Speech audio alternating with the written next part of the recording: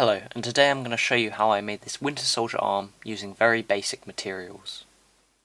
So for the first kind of material I needed a sleeve from a t-shirt, and for this I actually used an old t-shirt which I tried to create into a Winter Soldier costume once, but sadly it didn't go too well. And then all I needed else was a piece of extra fabric, a belt, a glove, and finally a fingerless glove. And these are all just scraps and things that I've had lying about. Nothing was bought specifically for this project. So first I needed to cut the sleeve off of this t-shirt, the left sleeve, to make up the main part of the arm, and as you see it's very short on me.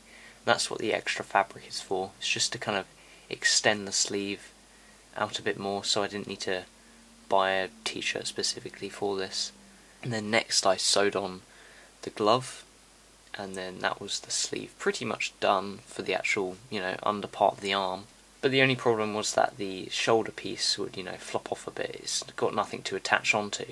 So this is where the belt comes in, and for the belt I just cut it in half and glued the two cut ends to the two sides of the shoulder piece, and then these can just come together and be attached around my chest area. And so next I made this kind of arm cast out of tin foil and then wrapped in masking tape to get the shape of my left arm. And then what I did with this was draw on all the different plates of the arm, just making sure to use some reference material of course, and just sketching on using a Sharpie. It was very tricky because a lot of the pieces are very different to one another. It's not just like a grid pattern or something. It is like every single piece has their own kind of little design in their specific area.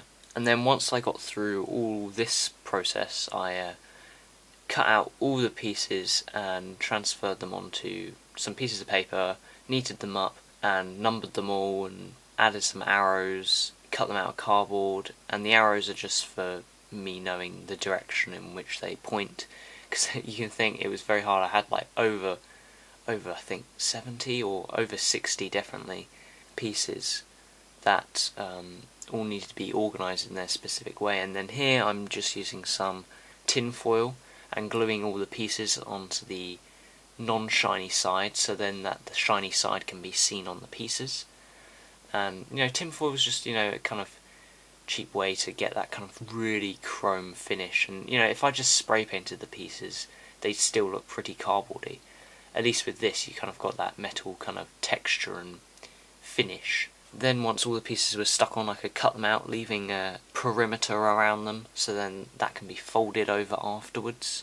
And then here I'm just folding over the edges of the pieces, and then here's all the pieces done after that whole process. And now it's time to quickly paint the arm, or the sleeve, silver.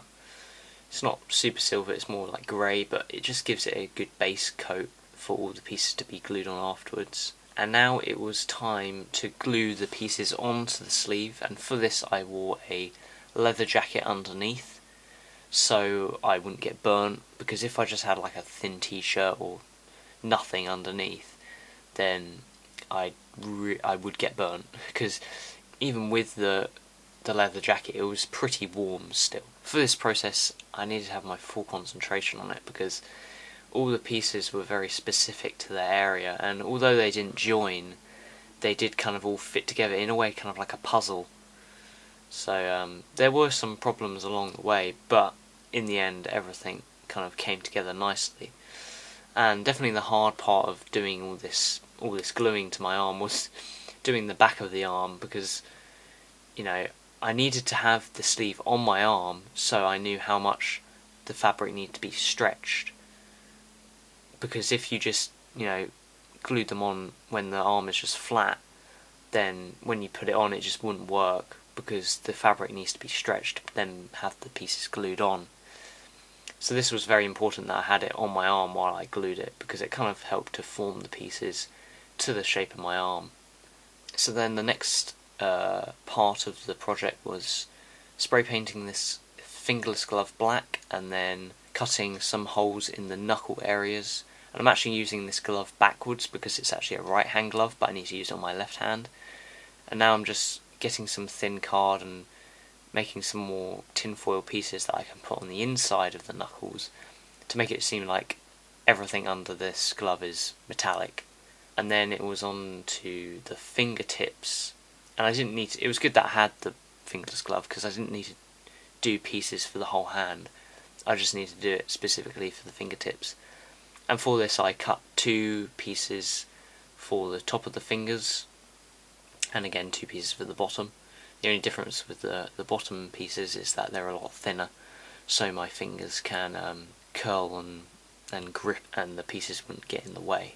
And I used thin card because I didn't need the fingertips to be as strong as the rest of the arm, and also I needed that kind of dexterity of my fingers, because I can actually, after I made this, I could actually just use it as a glove, the whole arm as a glove really.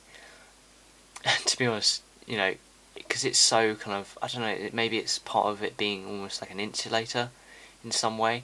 It gets really hot when you have that arm on. Like, your arm is like burning. It gets very warm. So it's good for winter. Then once I finished with all the plates, I could move on to the red star that's on the shoulder of the arm. And here I'm just using my Captain America shield to get the kind of star shape. I mean, it was just an easy way to get that shape. And of course I needed to scale this down, so I kind of drew in lines and made the star a whole lot smaller, and then made a stencil out of this, which I could then use to paint onto the shoulder of the arm. And as you see, I have the arm stuffed with some clothes. This is just so I can get the fabric to be slightly stretched enough to have the paint not, you know, crumble when I try and put it on.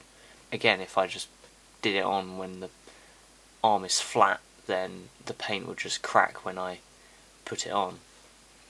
But I just used some red acrylic paint for this, using a small paintbrush, and just painted over, you know, the plates and the arm.